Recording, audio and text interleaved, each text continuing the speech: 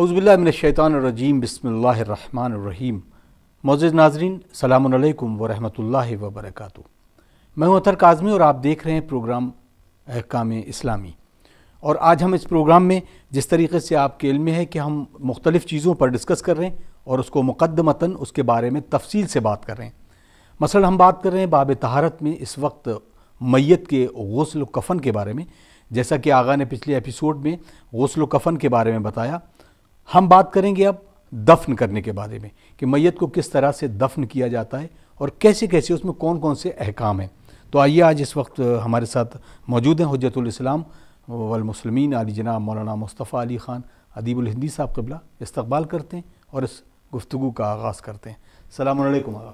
علیکم السلام ورحمۃ اللہ۔ آغا، جیسا کہ اس پورے باب میں ہم گفتگو کر رہے تھے تو دفن کرنے کے باب کے کیا احکام ہیں، اس کے بارے میں کیا شریعت کہتی ہے؟ اعوذ باللہ من الشیطان الرجیم، بسم اللہ الرحمن الرحیم، الحمد للہ رب العالمین، وصلی اللہ علی سیدنا محمد وآلہ الطیبین الطاہرین۔ جس طرح تمام احکامات شرعیہ جو خداوند عالم نے نافذ کیا رسول اکرم صلی اللہ علیہ وآلہ کے ذریعے سے، اس میں تقریباً انسان کی زندگی کے تمام مراحل کو ذکر کیا گیا ہے۔ اسی طرح آخری مرحلہ جو ظاہری طور پر آخری مرحلہ ہوتا ہے اس دنیاوی زندگی کا، اس کے سلسلے کے بھی تمام احکامات شریعت میں موجود ہیں۔ اور شاید ہم نے کسی پروگرام میں اشارہ کیا تھا کہ ضرورت ہماری ہے، لیکن خداوند عالم نے اس کے احکامات کو بیان کر کے اور اس میں ثواب کو جاری کر کے اس کو ایک ایسا عمل بنا دیا کہ انسان اس ثواب کا بھی حامل ہو اور اپنی ضرورت کو بھی پورا کر لے۔ وہ میت جو مسلمان کی میت ہو اور اس کو غسل دیا جا چکا ہو مرنے کے بعد اور کفن پہنایا جا چکا ہو، جس کی پورا ذکر گزر چکا ہمارا، ہر مسلمان کی میت کو دفن کرنا واجب ہے، اور واجب کفائی ہے۔ یعنی اگر بعض لوگوں نے کھڑے ہو کر یہ کام انجام دے دیا تو سب پر سے ساقط ہے، اور اگر کسی نے انجام نہیں دیا تو سب گناہگار۔ ہر مسلمان کی میت کو دفن کرنا جب ہم کہیں گے واجب ہے، تو پھر حتیٰ وہ بچہ جو سخت ہو جائے اور اس کے 4 مہینے پورے ہو جائیں تو اس کو کفن دینا ضروری ہے، اور اگر 4 مہینے سے کم ہو تب بھی اس کا دفن کرنا واجب ضروری ہے، اور اس کو واجب ہے کہ اس کو دفن کیا جائے۔ باقی اگر اس 4 مہینے سے کم کا ہو حمل تو پھر اس کو صرف کپڑے میں لپیٹ کر دفن کر دیا جائے گا، لیکن اگر 4 مہینے پورے ہو چکے تو پھر اس کو غسل دیا جائے گا، اور اسی طرح سب ہوگا۔ صرف نماز جنازہ کے لیے جیسے کہ عرض کیا گیا تو 6 سال تک کے لیے واجب ہے، باقی نماز جو ہے واجب نہیں ہے۔ میت کو دفن کرنے کا طریقہ یہ ہے کہ کسی بھی ایسی جگہ جہاں اس کے جسم کو جانور نقصان نہ پہنچا سکے، اس کے جسم سے کوئی تعفن جو ہے دوسروں کو اذیت نہ کر سکے، اور کسی بھی طرح سے اس کو کوئی اذیت اس طرح سے یا بے حرمتی اس کی نہ ہو۔ اب کتنی گہرائی ہو، کتنی چوڑائی ہو، اس کے لیے شریعت نے بالکل آزاد چھوڑ دیا۔ ہر علاقے کا اپنا ایک حساب ہوتا ہے، اسی حساب سے دفن کرتے ہیں۔ جہاں کچھ علاقوں میں مٹی آسان ہے کھودنا، کچھ میں بہت سخت ہے، لہٰذا ایسا شریعت نے کوئی حکم نہیں نافذ کیا کہ حتماً اتنی ہی چوڑی قبر ہو، اتنی ہی پتلی قبر ہو۔ جسم کی بناوٹ الگ ہو سکتی ہے، ضرورت الگ ہو سکتی ہے، لہٰذا دفن کرنے میں کوئی شرط نہیں رکھی ہے کہ کیسے دفن ہو اور کہاں دفن ہو۔ کچھ چیزوں کی رعایت ضروری ہے، ان میں سے ایک چیز جو رعایت ضروری ہے وہ جب میت کو ہم دفن کریں گے تو پہلی کوشش تو یہ ہو کہ مسلمانوں کے قبرستان میں دفن ہو، یا اگر کچھ علاقے ایسے ہیں جہاں مسلمانوں کا قبرستان الگ نہیں ہے، بعض یورپین ممالک میں اس طرح کی پریشانی ہے، تو کم سے کم ایسی جگہ ہو کہ جو اس کے احترام کو باقی رکھے، اور کوشش کی جائے کہ مومنین کے آس پاس ہی اس کو دفن کیا جائے۔ یہ میت جسے دفن کیا جا رہا ہے اس کا رخ قبلے کی طرف ہونا چاہیے۔ رخ قبلے کی طرف ہونے کا مطلب یہ ہے کہ اس کو لٹایا اس طرح جائے کہ جب کوئی انسان قبلے کی طرف کھڑا ہو رخ کر کے اس قبر کے پاس، تو میت کا سر جو ہے وہ رائٹ کی طرف آئے اس قبلہ رو کھڑے انسان کے لیے، اور میت کا جو جسم کا پائتیانہ حصہ ہے، پیروں کی طرف کا حصہ ہے، وہ لیفٹ ہینڈ کی طرف آئے۔ تو اس طرح سے میت کو دفن کیا جائے کہ جب ہم قبلے کی طرف کھڑے ہوں گے تو میت کا سر ادھر ہو اور پیر ادھر ہوں۔ اب اس کے علاوہ جب لٹاتے ہیں قبر میں تو اس طرح سے لٹاتے ہیں کہ جسم کو تھوڑا سا اس طرح سے رکھیں کہ اس کا رخ، یعنی اس کا شکم جو ہے، اس کا سینہ جو ہے، وہ تقریباً میت کا قبلے کی طرف ہو، یعنی بالکل سیدھی فلیٹ نہیں لٹانی ہے، بلکہ پتھر کا ایک تکیہ بنا کر یا کوئی اور چیز رکھ کے میت تھوڑی سی ٹیڑھی اس طرح سے لٹائی جاتی ہے کہ جو قبلے کی طرف اس کا سر و شکم ہو جائے۔ ان میں کچھ چیزوں کی رعایت بہت ضروری ہے.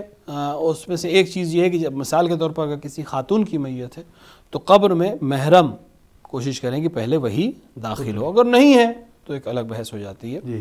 اور داخل کرنے میں بھی منزل کا ذکر ہو چکا تھا کہ جب آپ قبر کی طرف لے جائیں تو فوراً ایک دم سے اس کو داخل نہ کریں قبر میں، کہ روح جو ساتھ میں چل کے منظر دیکھ رہی ہوتی ہے اس کے لیے تھوڑا سا یہ اذیتناک ہو سکتا ہے. لہٰذا منزل دے کر، جو آپ نے سوال بھی کیا تھا پچھلی بار، تو تیسری منزل میں اس کو دفن قبر کے حوالے کیا جاتا ہے. اب اس میں مستحب ہے یہ کہ جو اگر میت مثال کے طور پر مرد کی ہے تو اس کو داخل کرنے کا طریقہ یہ ہے کہ اس کو پائیدیانے کی طرف سے داخل کر دیں گے، اور اگر میت عورت کی ہے تو اس کو سرہانے کی طرف سے داخل کیا. سرہانے سے مراد یہ ہے کہ اس کو بیچ سے داخل کیا جائے گا، یعنی جس قبلے کی رخ سے داخل کرنے کی کوشش کرنی چاہیے، اور عام طور سے مومنین اس کی رعایت کرتے ہیں.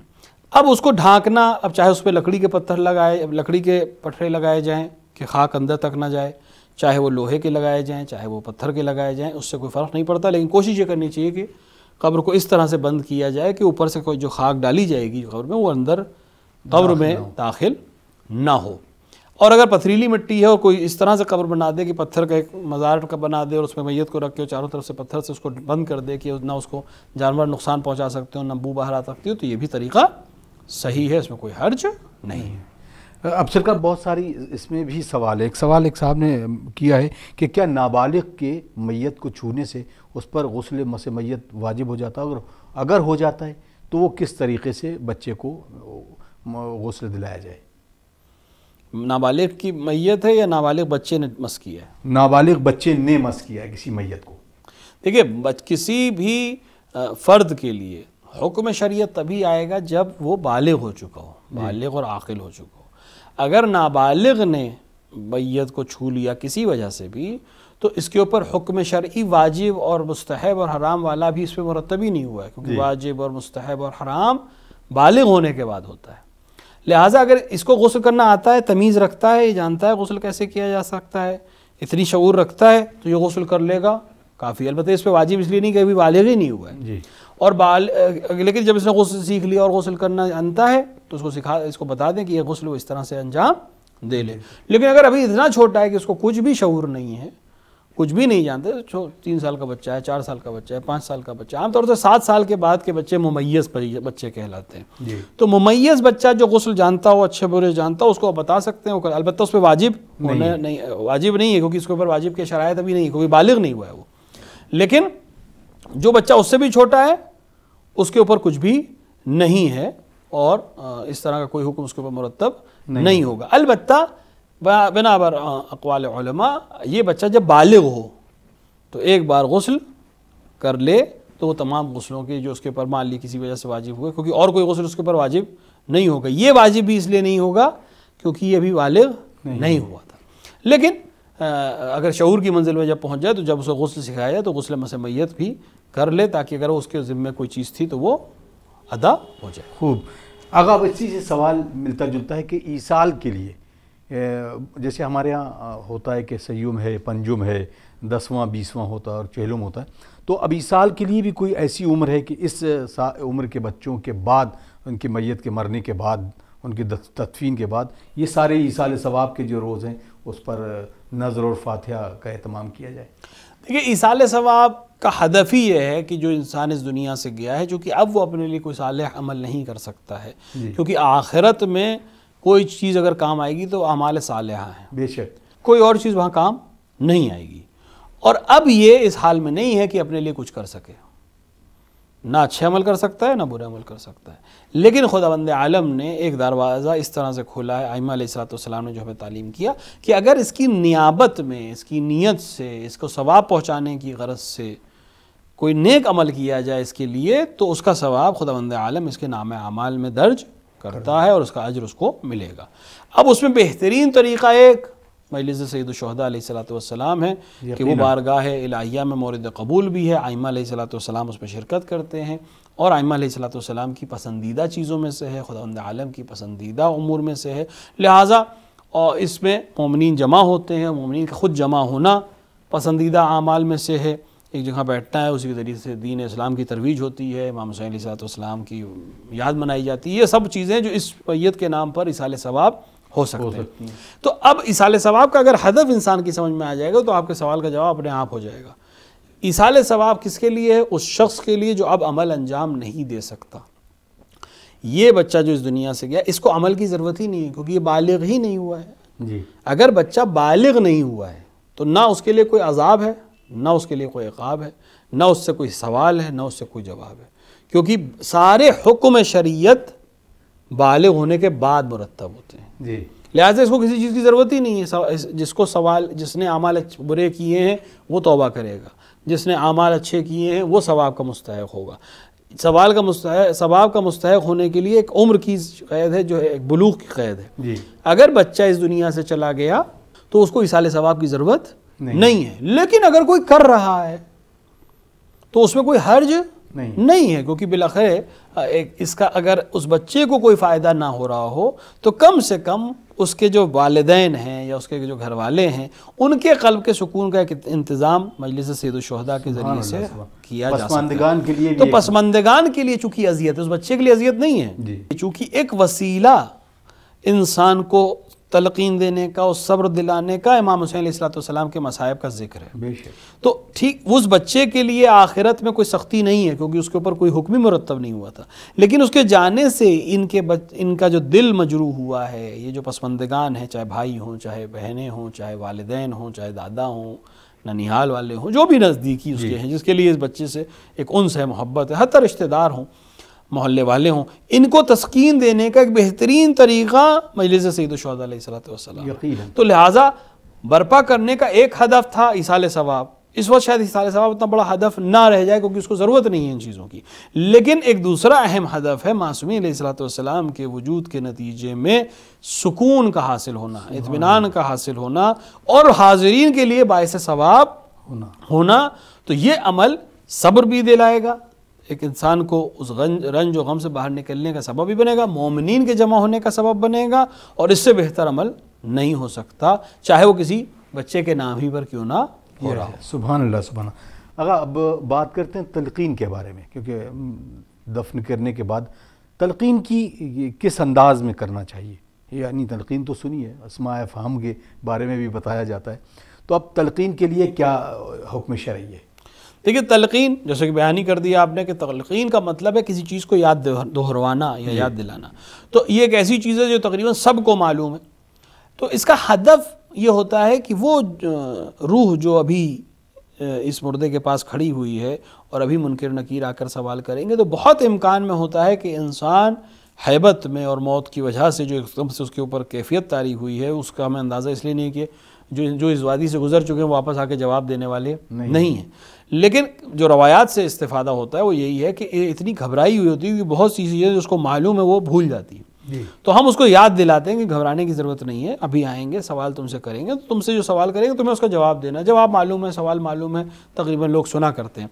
طریقہ اس کا یہ ہے کہ جو انسان تلقین کہنا چاہتا ہو وہ میت کے شانوں کو قینچی بنا کر جیسے تقریباً اس طرح سے رکھے گا، اور اس کے بدن کو 2 یا 3 بار جب وہ نام لیا جاتا ہے اسماعیل فمسن یا فلاں ابن فلاں، تو تھوڑا سا ہلا، جیسے کسی کو جگا کر آپ کوئی چیز یاد دلاتے ہیں، تقریباً وہ کیفیت رکھنی ہے اور اس کے کان کے پاس جا کر یہ چیز دہرانی ہے۔ تو ایک طریقہ ہے کہ قینچی بنائے ہاتھ پہ، دونوں اس کے شانوں کو لے اور تھوڑا سا جب اس کے نام لے تو تھوڑا سا اس کو ہلائے، جنبش دے، تھوڑی سی جنبش کافی ہے، اور اس کے کان کے نزدیک کی آواز اس کے کان تک گویا جا رہی ہو۔ یعنی یہ خود ایک ثبوت ہے کہ میت جانے کے باوجود سن رہی ہوتی ہے، اور ورنہ ہم تلقین دیتے نہیں، اور یہ خود ایک عظیم چیز ہے کہ وہ جو لوگ جو تلقین دیتے ہیں وہ تلقین دینے والے کے ساتھ ساتھ جس میت کو تلقین دی جا رہی ہے اس کے ساتھ ساتھ جو کھڑے ہیں ان کو بھی ایک یہ بات یاد دلائی جا رہی ہے خود بیدار ہونے کی کہ یہ ایمان ہونا ضروری ہے، اور ساتھ ہی کہ ایک دن ہر ایک کو یہ مرحلہ طے کرنا ہے، لہٰذا اس کے لیے آمادہ رہے۔ سبحان اللہ۔ اگر کچھ سوالات ہیں، اب ان لوگوں کے سوالات میں سے ایک سوال ہے کہ اگر سب لوگوں کا خالق اللہ ہے تو سب لوگ مسلمان کیوں نہیں ہیں؟ دیکھیے قرآن نے اس کا ایک جواب دیا ہے کہ خداوند عالم نے ہر فرد کو فطرت اسلام پہ پیدا کیا ہے، اور یعنی ہر فرد جو اس دنیا میں آتا ہے وہ اسلام پر ہی پیدا ہوتا ہے، یعنی وہ اس دین کے ساتھ پیدا ہوتا ہے اور اسلام اس کا دین ہوتا ہے۔ یہ ماں باپ ہیں جو اس کو یہودی اور نصرانی بنا دیتے ہیں، یہ قرآن کی مفہوم ہے، آیت کا مفہوم ہے جو میں نے آپ کے سامنے پیش کیا۔ تو یہ سوال اس طرح سے کہ کیوں مسلمان نہیں ہے، اس کا ایک جواب تو یہ کہ ہر ایک مسلمان پیدا ہوا ہے، لیکن جس گھر میں پیدا ہوا ہے وہ گھر جو دین اختیار کرتا ہے، جو سکھاتا ہے، عام طور سے بچے وہی دین اختیار کر لیتے ہیں۔ دوسری چیز یہ ہے کہ خداوند عالم نے انسان کو آزاد خلق کیا ہے، یعنی آزادی دی ہے۔ ہم نے تمہیں فطرت اسلام پہ پیدا کی ہے، یعنی تم فطرتاً مسلمان ہونا چاہیے تمہیں۔ اب تربیت کیسی ہے، وہ تمہاری فطرت میں کتنی تبدیلی لاتی ہے، یہ ہم دنیا میں مشاہدہ کرتے رہتے ہیں۔ تو فطری طور پہ تمہیں مسلمان ہونا چاہیے۔ ماحول نے تم پر کتنا اثر انداز ہوا، یہ نتیجہ بتائے گا تمہارے بالغ ہونے کے بعد یا تمہارے دین کو اظہار کرنے کے بعد۔ لیکن اسلام نے تمہیں فطرت پہ پیدا کیا، یعنی ایک پلس پوائنٹ تمہیں دے کر پیدا کیا تھا کہ اگر اسلام تمہارے سامنے پیش ہو اور تم تعصب کی عینک اتار دو گے تو تم آسانی سے اس کی طرف مائل ہو جاؤ گے۔ لیکن جبر نہیں ہے، مجبور نہیں ہو مسلمان ہونے کے لیے۔ اگر مجبور کر دے خداوند عالم تو پھر تمام کانسیپٹ جو ہے ختم ہو جائے گا، نہ جہنم کی ضرورت ہے نہ جنت کی ضرورت ہے۔ کس بات کی جنت جب سب کچھ خداوند عالم کرا رہا ہے، کس بات کا جہنم جب سب کچھ خداوند عالم کرا رہا ہے۔ اگر انسان اپنے اختیار سے اسلام قبول نہیں کر رہا ہے تو اسے کس بات کی جزا دی جائے، اور اگر اختیار سے غلط کام نہیں کر رہا ہے تو پھر اسے کس بات کی سزا دی جائے۔ لہٰذا فطرتاً ہم نے تمہیں اسلام پہ خلق کیا، یعنی تمہارے اندر اسلام کو قبول کرنے کی صلاحیت موجود ہے۔ یہ اس لیے رکھا کہ جب اسلام تمہارے سامنے پیش ہو تو یہ حجت تمام ہو جائے کہ میرے اندر فطرت نہیں تھی قبول کرنے کی، نہیں، فطرتاً تمہارے اندر ہم نے رکھا تھا کہ تم اسلام قبول کر لو۔ تو یہ ایک طرف سے ہم نے امتیاز دیا تھا، لیکن آزاد ہو، چاہے قبول کرو چاہے نہ کرو۔ تو یہ خود آزادی ہے خداوند عالم نے جو عطا کی ہے کہ ہم نے تمہیں فطری طور سے اسلام کے لیے بنایا ہے، لیکن تم آزاد ہو، تم مجبور نہیں ہو۔ کیونکہ اگر مجبور ہو جائے گا انسان، تو عرض کیا گیا کہ اگر مجبور ہو گیا تو پھر نہ سزا کا کوئی کانسیپٹ رہ جائے گا نہ جزا کا کوئی کانسیپٹ رہ جائے گا۔ تو سب مسلمان اس لیے نہیں کہ سب آزاد ہیں، اور آزاد ہونے کے نتیجے میں جو دین چاہیں وہ اختیار کر سکتے ہیں، لیکن خدا نے یہ واضح اعلان کر دیا ہے کہ ہمارے نزدیک اگر کوئی دین ہے تو وہ اسلام ہے، اگر کوئی چیز قابل قبول ہے تو وہ اسلام ہے۔ ہاں البتہ اگر کسی تک اسلام نہیں پہنچا، اس نے نہیں سنا اسلام کے بارے میں، تو پھر اس سے استاد سے حساب کتاب نہیں ہوگا۔ یہ سوال بہت اہم ہے۔ یہ سوال ایک شخص نے کیا ہے جس انداز میں کہ لوگ کہتے ہیں کہ ان جگہوں پر جہاں پر کوئی رہنما، کوئی رہبر پہنچا ہی نہیں، اب ایسے جیسے ٹرائبس ہیں، ان سے خداوند عالم کیا وہ کون سے سوالات ہوں گے؟